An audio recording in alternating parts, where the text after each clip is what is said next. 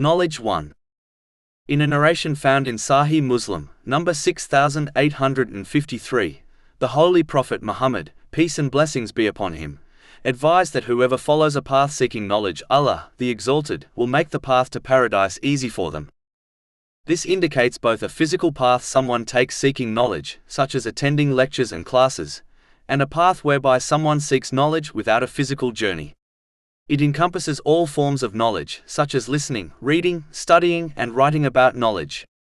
The path to paradise has many obstacles, preventing a Muslim from reaching it. Only the one who possesses knowledge of them, and how to overcome them, will reach paradise safely. In addition, it is easily understood that a person cannot reach a city in this world without knowledge of its location and the route which leads to it. Similarly, paradise cannot be obtained without knowing these things about it, such as the path leading to it. The knowledge mentioned includes useful worldly knowledge as well as religious knowledge, as the former often aids one to remain sincerely obedient to Allah, the Exalted.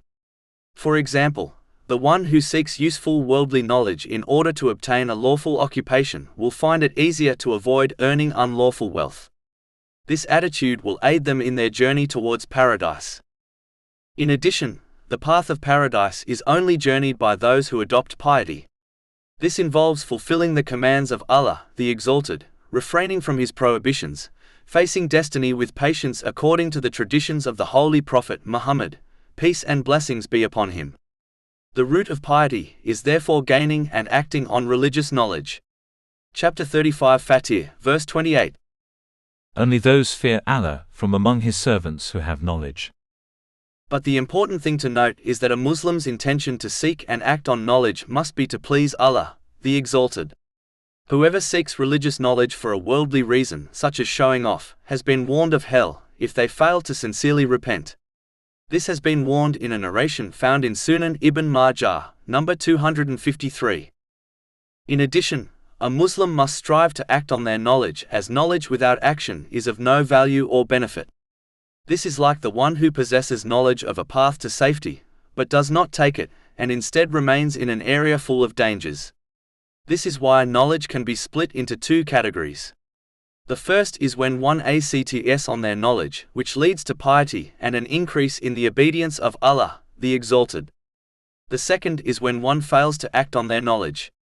This type will not increase one's obedience to Allah, the Exalted. In fact, it will only increase them in arrogance, believing they are superior to others, even though they are like donkeys which carry books that do not benefit it.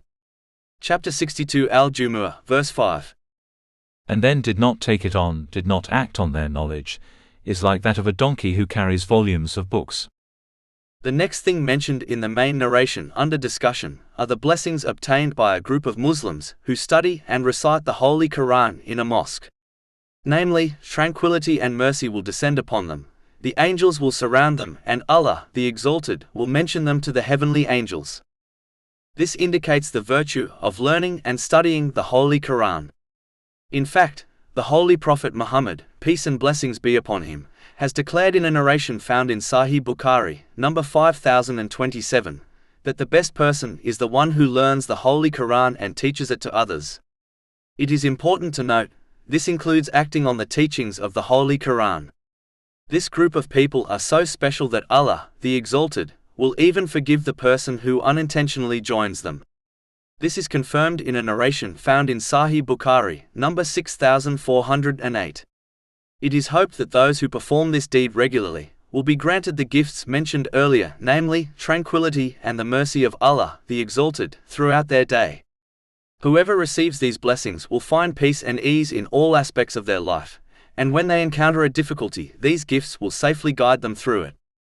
It is hoped that whoever receives the company of the angels in this world will be granted their company at the time of their death and in the hereafter.